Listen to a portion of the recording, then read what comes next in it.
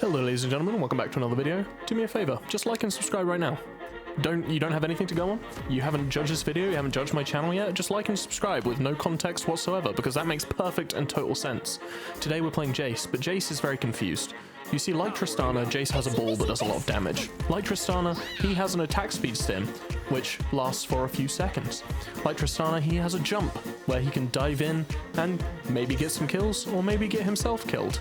So today, we are taking Jayce into the bot lane with Tristana items and a Tristana rune page. Hopefully, it'll go well. So in Jayce's range form, his W gives 3 auto attacks, which procs Kraken Slayer and press the attack, which is very, very good. And even at max ranks, it does extra AD damage. So far we've been laning only in ranged form, keeping my hammer form hidden. They might think, oh, this is clearly a Tristana we're playing against, but no, for I have a hammer. 1 kill, down, questionable flash, of course, but at the end of the day, Jayce is very, very confused. And we're gonna go try and get an extra kill here. Not quite gonna have the range, I don't believe, but she steps back in, which is interesting, but oddly, silenced, can't do anything. There's like a weird little animation in there, not entirely sure what it was. Now there's a few golden rules in League of Legends, and as I'm sure all of you know, when coming back to lane, you must assert dominance as quickly as possible, because they cannot have even a moment's respite when you are around. You must always be the alpha and control your lane. That's advice for life. Once you've asserted dominance, you're free to make more bold plays. Soraka's already at half health here, so I proc press the attack, follow it up by my Tristana bomb, of course, that circle of death, obviously a Tristana bomb, and then I just bash Misfortune about with my secret hammer that she obviously was not expecting, because she clearly thought that is a Tristana with a Yuumi attached to them, and the hammer, once again, secures us a double kill. It's the perfect hidden weapon. Here's that golden rule on display again. You get back to lane, you assert dominance. Put the fear of God in them with a well-placed Tristana bomb, followed up with a Yuumi Q, then you're gonna look for a jump onto them, bash them about with the hammer, make them flash away from you, switch back to range form, throw another Tristana bomb. You are the alpha of this lane, for you are Tristana. Definitely 100% Tristana.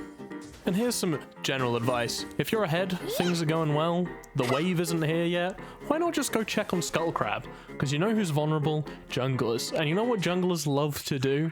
Skullcrab. And you're Tristana. You got bombs, you got speed, you got your secret hammer form, you got press the attack, you got kills. Not even flashing Katarinas can take them from you. And then you know what? You might even get the Skullcrab too. That's a lot of extra gold you just secured yourself. And then you can go back to lane. And you know what you're doing then? You're walking back to lane, you're asserting dominance. And you know what asserting dominance looks like? It looks like getting a double kill. It just works. It just works. Now it's crucial to communicate with your teammates. So just tell your teammates, hey, hella bait this chick and she'll be hella dead. And then she'd be hella dead. It's as simple as that. 1, 2, 3. After dispatching Soraka, I'd like to say the Misfortune here shows signs of frustration. I'd just like to say that that is most likely signs of frustration. It feels like something that, you know, a player having a good time probably wouldn't do. Eventually they both get back to lane. Of course, I have still not backed since that double kill, which may have been a mistake. Probably could have secured this this fight a little bit better than I did. Have a bit of a rough time with the tower shots here, but of course Yuumi healing is absurd, so it doesn't really matter what build you play or who you play. Like, I know this is supposed to be a whole thing about like, hey, look at this crazy build, I'm playing Tristana on Jayce, it works so well, but I feel like in reality, like I've just got a Yuumi attached to me, and it kind of just makes everything okay, even if I play very badly. Speaking of playing badly, probably not my smartest moment ever. Just go ahead and say that. Always watch the minimap, for there is a fight afoot. And this Nidalee managed to escape with her life just. So, of course, we'll go for our Orb of Death, our Tristana bomb, if you will. See if we can't hit something a little nice over here. No, not quite, but we do find the Misfortune.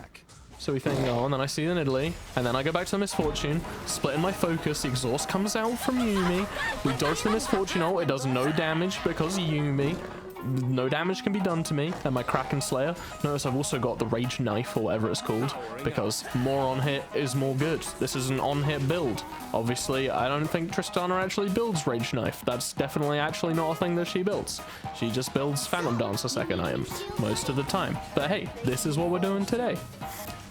After them leaning under tower for a few minutes, I noticed an opportunity. For the first time in a while, they are at least 5 or 6 Teemos away from the safety of their tower. So, we'll use this opportunity to lay the hammer down, if you will. 7-1. Press the attack. Jayce looking pretty good now, huh? Looking pretty good now, huh? Speaking of Teemo lengths, there's a Teemo right there to help secure the kill. It's beautiful. And there you have it, ladies and gentlemen. The effect that we can have. Tristana Jayce. When push comes to shove, we all make mistakes. But you know how we make ourselves feel better about those mistakes? You do a thing, but sometimes you get the kill anyway, and you say, worth. That was worth. Still worth. 110% worth. Type it in chat. Worth. Redemption is a funny thing. Sometimes you feel like you need it, and then you get it, and it's just not quite as satisfying as you wanted it to be. Because sometimes redemption leads to the end of all things good. And all things must come to an end. This is true. This is a fact of life. It should be noted this game that our Cho'Gath was like 10-0 as well as me. And he was absolutely bodying top lane. I felt like this fight was going to be the fight to end the game, and it was close. It was real close, but then the Riven decided that I was just not allowed to live anymore. Absolutely deleted. Cho'Gath then proceeds to run away for like 30 seconds, and they just can't do any damage to him because he's got a Yuumi on him. He does get out though, I promise. After quickly correcting some grammar, I then steal a wolf, and the enemy team decide that, of course, is the final straw, and they can no longer suffer at the hands of Jayce Tristana. If you enjoyed this video, I would implore you to leave a like and subscribe, and check out my Twitch channel where I stream a decent amount of League of Legends along with some other games. I also have a Discord that you can join, and a second channel where I never post, and all that stuff is in the description. Have a lovely day, have a wonderful time, and let's look at the damage. Number 1, baby. Jayce Tristana. Confirmed. The best.